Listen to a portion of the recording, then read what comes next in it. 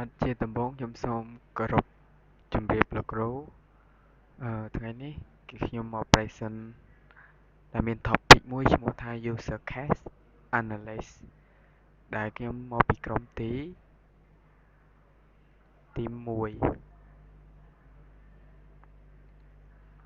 ហើយនេះគឺជាអឺ our team របស់ខ្ញុំដែលមានចំនួន3នាក់អឺត្រង់នេះចំណុចនេះគឺជា agenda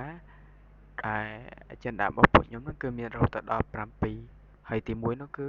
introduction ទី2 what is use case 2.1 the use case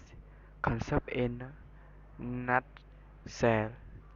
ទី3 user case format and element ហើយ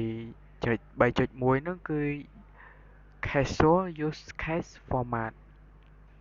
3.2 use case in sequence 3.3 គឺ fully trace use case format ចំណុចទី4គឺ applying use case 4.1 use case protocol tip and 4.2 use case and functional requirement 4.3 use case and testing ចំណុចទី5គឺ creating use case ទី6 applying the concept and drone 6.1 and defining the major use case 6.2 elaborating on the use case ចំណុចចុងក្រោយគឺជា chapter review ដើម្បីកុំឲ្យយូរយើងធ្វើការចូលទៅចំណុចទី1ត្រង់ចំណុចទី1នេះគឺ introduction ដែល introduction ហ្នឹងក្នុងដំណាក់កាល analysis នៃ SDLC ហ្នឹងការយល់ដឹងអំពីតម្រូវការរបស់អ្នកប្រើប្រាស់គឺមានសារៈសំខាន់ខ្លាំងពីព្រោះ use case ត្រូវការប្រើប្រាស់ដែលបង្ហាញពីរបៀបប្រើប្រាស់ធ្វើអន្តរកម្មជាមួយនឹងប្រព័ន្ធនិងអ្វីដែលគេត្រូវសម្រេចបានហើយវាជួយឲ្យនិវិភាគហ្នឹងយល់ច្បាស់ពី functional requirement យើងចូលដល់ចំណុចទី2 what is use case use case គឺជាការពិពណ៌នាអំពីសកម្មភាពដែលអ្នកប្រើប្រាស់និងប្រព័ន្ធ system អនុវត្តរួមគ្នាដើម្បីសម្រេចគោលបំណងឬទទួលបានលទ្ធផលជាក់លាក់មួយវាបង្ហាញពីរបៀបដែលព្រឹត្តិការណ៍មួយចាប់ផ្ដើមដំណើរការហើយនិងអ្នកប្រើប្រាស់ធ្វើអន្តរកម្មរហូតដល់ការងារត្រូវបានបញ្ចប់បន្តមកទៀតយើងចូលដល់ចំណុចទី2.1គឺ the use case concept in a nutshell វាប្រើប្រាស់ត្រូវបានដើម្បីពិពណ៌នាអំពីអន្តរកម្មរវាង user និង system ក្នុងការបំពេញភារកិច្ចមួយវាជួយឲ្យអ្នកវិភាគយល់ច្បាស់ពីរបៀបដែលប្រព័ន្ធគួរតែគ្រប់គ្រងអ្នកប្រើប្រាស់និងជួយកំណត់ functional requirement ឲ្យបានលម្អិតហើយចំណុចសំខាន់របស់វានោះគឺមាន user case បង្ហាញពីលំហូររវាង user និង system យល់ដឹងពីរបៀបដែលអ្នកប្រើប្រាស់បំពេញការងារជាមួយ system វាជួយកំណត់ឲ្យ functional requirement ឲ្យបានច្បាស់លាស់ហើយវាផ្ដោតទៅលើអ្វីដែលប្រព័ន្ធត្រូវធ្វើដើម្បីគ្រប់គ្រងនឹងអ្នកប្រើប្រាស់ជាចុងក្រោយគឺជាមូលដ្ឋានសម្រាប់ការរចនានិងអភិវឌ្ឍប្រព័ន្ធចូលដល់ចំណុចបន្ទាប់គឺចំណុចទី3 user case format and element user case format element ហ្នឹងសំដៅទៅលើទម្រង់និងធាតុផ្សំរបស់ user case ដែលអាចខុសគ្នាទៅតាមអង្គការនិងគម្រោងនីមួយៗវាអាចមានកម្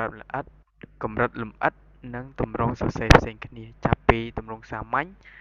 រហូតដល់ទម្រង់ផ្លូវការដែលមានព័ត៌មានលម្អិតជាច្រើន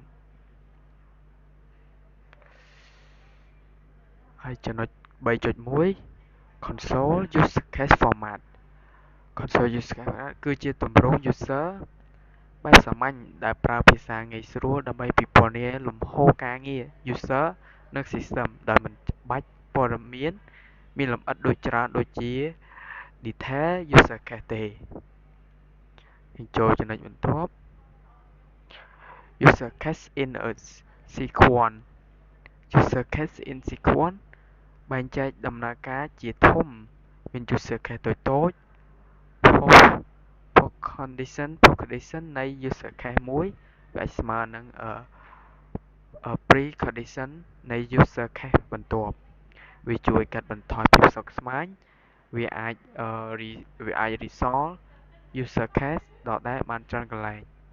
ហើយមួយទៀតវាធ្វើឲ្យប្រព័ន្ធមានរបៀបរៀបរយនិងងាយស្រួលអភិវឌ្ឍចំណុចនៃការបកស្រាយរបស់ខ្ញុំគឺមានតែប៉ុណ្្នឹងទេជាបន្តខ្ញុំទុកឲ្យមិត្តភ័ក្តិរបស់ខ្ញុំចំណុចទី4 applying use case 1ការអនុវត្ត use case example use case ត្រូវបានសរសេរឡើងដើម្បីបង្ហាញពីអន្តរកម្មរវាងអ្នកប្រើប្រាស់និងប្រព័ន្ធក្នុងលក្ខណៈអរូបីនិងមិនពឹងផ្អែកលើបច្ចេកវិទ្យាឡើយឧទាហរណ៍ដូចជាឃ្លាថាអតិថិជនជ្រើសរើស model drone ពីបញ្ជីគឺមិនទាន់បានបញ្ជាក់ថាត្រូវចុចប៊ូតុងណាឬធ្វើតាមរបៀបណានោះទេការធ្វើបែបនេះក្នុងវគ្គវិភាគ analysis post គឺដើម្បីកុំឲ្យអ្នកប្រើប្រាស់គំនិតរបស់ពួកគេទៅលើបច្ចេកវិទ្យាឬវិធីសាស្ត្រណាមួយលឿនពេកចំណុចទី 4.1 use case practical tip ពីគន្លឹះក្នុងការសរសេរ practical tip ការសម្រួលបន្តិចម្ដងគ្មាននរណាអាចសរសេរបានល្អឥតខ្ចោះនៅពេលដំបូងឡើយវាទាមទារការកែសម្រួលចូលឡើងរវាងអ្នកវិភាគនិងអ្នកប្រើប្រាស់ផ្ដោតលើគោលបំណងកុំបារម្ភរឿងកម្រិតលម្អិតខ្លាំងពេកអ្វីដែលសំខាន់គឺត្រូវពណ៌នាពីគោលបំណងរបស់អ្នកប្រើប្រាស់បានត្រឹមត្រូវដើម្បីកុំឲ្យខាតពេលកែប្រព័ន្ធឡើងវិញធ្វើការជាក្រុមចម្រុះ use case ត្រូវអានដោយទាំងអ្នកជំនាញអាជីវកម្មនិងអ្នកសរសេរកម្មវិធីដូច្នេះការបង្កើនក្រុមការងារដែលមានជំនាញទាំងពីរនេះរួមគ្នាគឺជារឿងល្អបំផុត3ពេលណាដែលត្រូវប្រើ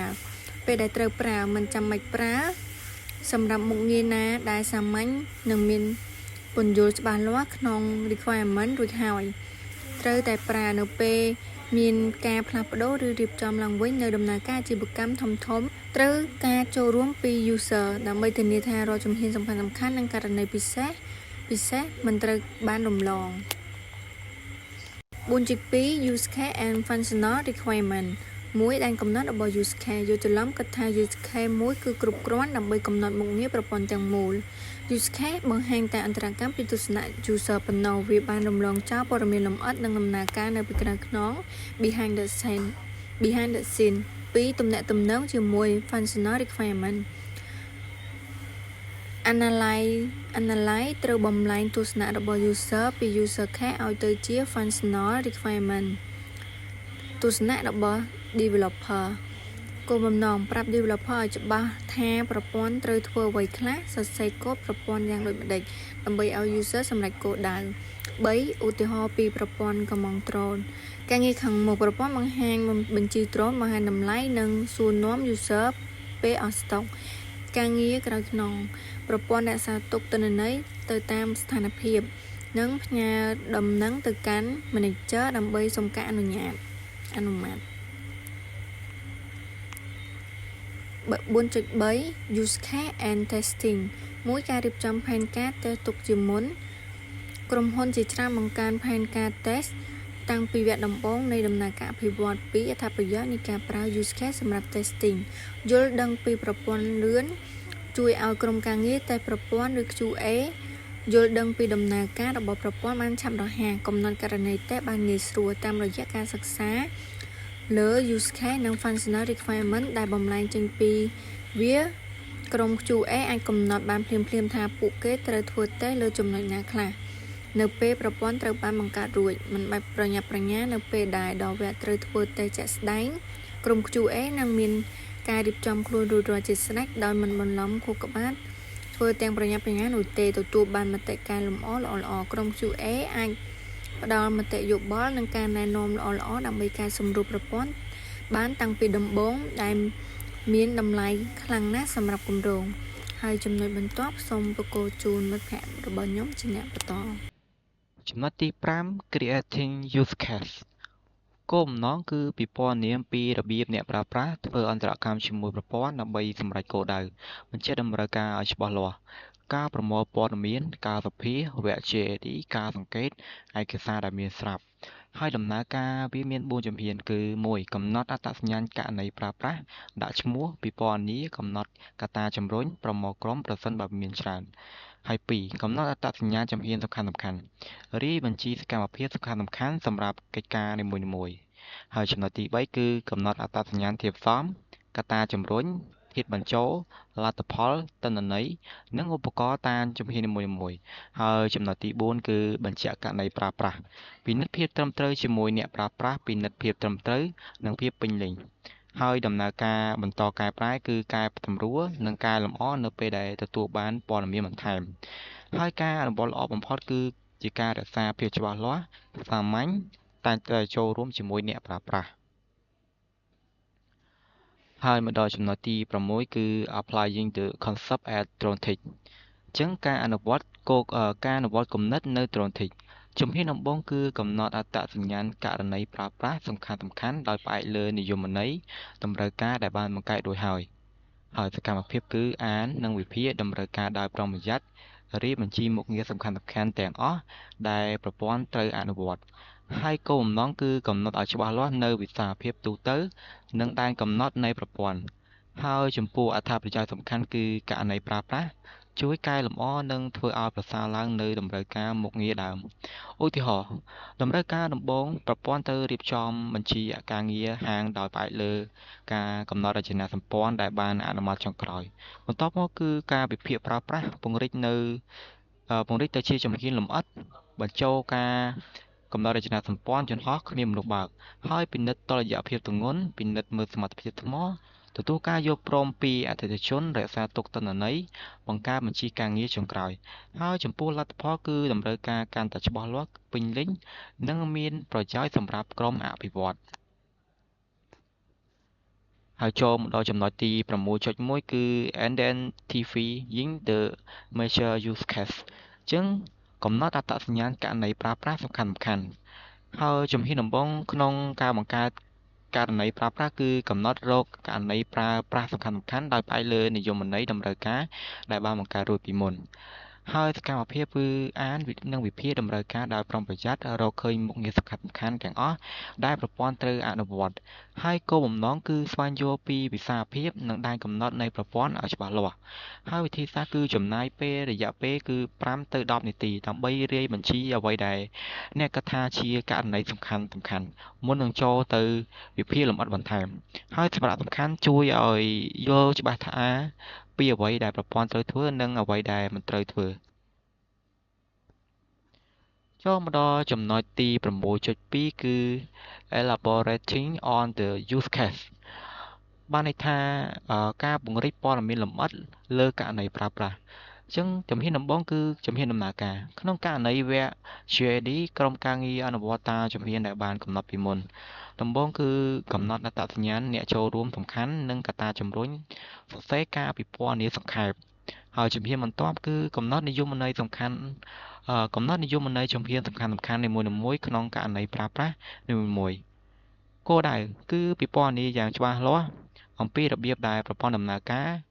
ប្រើប្រភពរូបភាពដើម្បីមើលឃើញនឹងដំណើរការនីមួយៗហើយចំពោះលទ្ធផលគឺបង្កើតបញ្ជីព្រឹត្តិការណ៍និងការឆ្លើយតបហើយមួយវិញទៀតគឺឧទាហរណ៍គឺអតិថិជនចង់ដឹងអំពីសេវាកម្មអញ្ចឹងយើងត្រូវបង្ហាញសេវាកម្មយន្តហោះហើយនឹងវិភាគទិន្នន័យអតិថិជនបង្កើតករណីមានន័យថាបង្កើតករណីថ្មីនិងព័ត៌មានផ្ទាល់ខ្លួនហើយមួយវិញទៀតគឺអតិថិជនស្នើសុំយន្តហោះហើរអញ្ចឹងបង្កើតយន្តហោះហើរបើកចំហហើយមកដល់ចំណុចទី7គឺជាចំណុចដែលជាក្តោបរួមនៅ chapter ទាំងអស់គឺបានន័យថាដល់ចំណុច chapter review អញ្ចឹងការពិនិត្យឡើងវិញនៃចម្ពោះអញ្ចឹងគោលបំណងនៃករណីប្រើប្រាស់គឺបញ្ចូលពីគោលបំណងក្នុងដំណាក់កាលការពារនៃវដ្តជីវិតអភិវឌ្ឍប្រព័ន្ធ SDLC មូលហេតុនៃការប្រើប្រាស់ហេតុអ្វីបានជាករណីប្រើប្រាស់មានសារៈសំខាន់និងត្រូវបានប្រើប្រាស់យ៉ាងទូលំទូលាយក្នុងការវិភាគហើយផ្នែកផ្សេងៗក្នុងទម្រង់ករណីប្រើប្រាស់ ពិភាក្សាអំពីផ្នែកនីមួយៗគោលបំណងនិងខ្លឹមសារនៃផ្នែកនីមួយៗការយល់ដឹងកាន់តែស៊ីជម្រៅរបៀបដែលករណីប្រើប្រាស់ជួយអ្នកវិភាគឲ្យយល់កាន់តែច្បាស់លាស់អំពីតម្រូវការមុខងាររបស់ប្រព័ន្ធហើយការរៀបចំផែនការសាកល្បងគឺជារបៀបដែលប្រើប្រាស់ករណីជួយបង្កើតផែនការនិងករណីសាកល្បងសម្រាប់ប្រព័ន្ធថ្មីហើយជំហានដំណើរការ4ជំហានគឺពិភាក្សាអំពីជំហានទាំង4ដែលប្រើដើម្បីបង្កើតករណីប្រើប្រាស់អញ្ចឹងចំពោះ slide របស់ខ្ញុំមកដល់ទីបញ្ចប់ហើយអញ្ចឹងសូមអរគុណទៅដល់លោកគ្រូក៏ដូចជាមិត្តរួមក្រុមទាំងអស់គ្នាសូមអរគុណ